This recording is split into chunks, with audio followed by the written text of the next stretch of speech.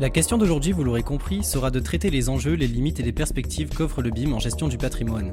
En effet, le BIM est un fantasme pour les constructeurs depuis qu'on a découvert que cette technologie militaire pouvait s'adapter à l'architecture. Au fait, le BIM c'est quoi ? Le BIM, c'est la carte d'identité numérique d'un édifice. C'est un système informatisé qui rassemble tous les acteurs de la construction autour d'une seule interface de gestion. Cela permettrait de faire diminuer les coûts de construction en réduisant les potentielles erreurs de mise en œuvre. Mais pourquoi vouloir appliquer le BIM à la gestion du patrimoine ? Dans les pays où le patrimoine est très riche, comme en France ou en Italie, la numérisation de bâtiments existants est un enjeu économique primordial. Réutiliser, recycler, c'est la logique de l'époque, une démarche qui s'apprécie dans une optique durable. Le durable, c'est le transformable, affirme Christian de Portes-en-Parc. Dans ce cas, qu'entendons-nous par patrimoine existant ? En gros, pour nous, l'existant englobe à la fois les bâtiments avec une valeur de mémoire et les bâtiments plus communs qui présentent un potentiel de reconversion.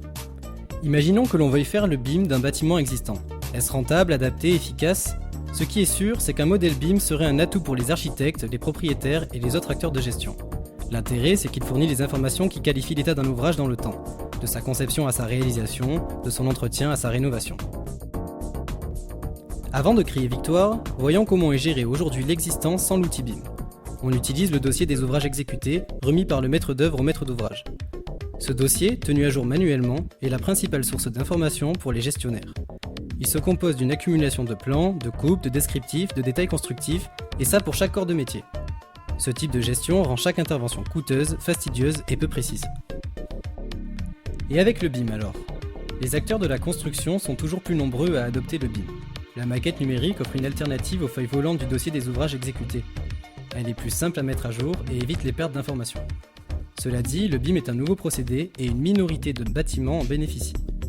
Pour renverser la vapeur, il faudrait être capable de faire une acquisition 3D des édifices. Vous l'aurez compris, le BIM du patrimoine c'est avant tout un relevé précis qui nécessite une technologie de pointe. Aujourd'hui, plusieurs techniques existent. Lorsqu'on a besoin de dessiner les façades d'un bâtiment, la photogrammétrie est la méthode la plus économique. C'est une reconstitution 3D réalisée à partir de plusieurs images. Par contre, cette acquisition ne renseigne pas les propriétés des éléments constructifs et il est difficile de la convertir en modèle BIM. Un autre procédé existe. Le laser scanner 3D permet de relever précisément les espaces les plus complexes. On obtient un nuage de points qu'il faut ensuite convertir en modèle physique. On estime qu'un relevé par laser est 5 fois plus rapide qu'un relevé manuel. Seul problème, les nuages de points sont inutilisables tels quels. Il faut les convertir en modèle numérique et qualifier chaque élément en renseignant leurs propriétés matérielles, structurelles, thermiques et acoustiques entre autres. Voyons maintenant comment marche son application. Prenons l'exemple de la basilique de Colle Maggio. Le BIM a été utilisé afin de sécuriser les structures tout en préservant l'architecture de l'édifice. Tout commence avec un relevé. La photogrammétrie et la lasergrammétrie ont été utilisées et ont permis d'obtenir un nuage de 8 milliards de points. Ils ont ensuite été divisés en éléments constructifs. Voûtes, charpentes, murs, colonnes, pavements.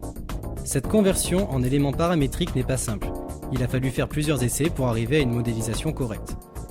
Le modèle BIM a permis d'organiser les phases d'analyse, de simuler les faiblesses de la structure, de faire une évaluation économique du projet et d'organiser la restauration entre les différents acteurs. Bien évidemment, le BIM peut également être utilisé sur des bâtiments plus modestes.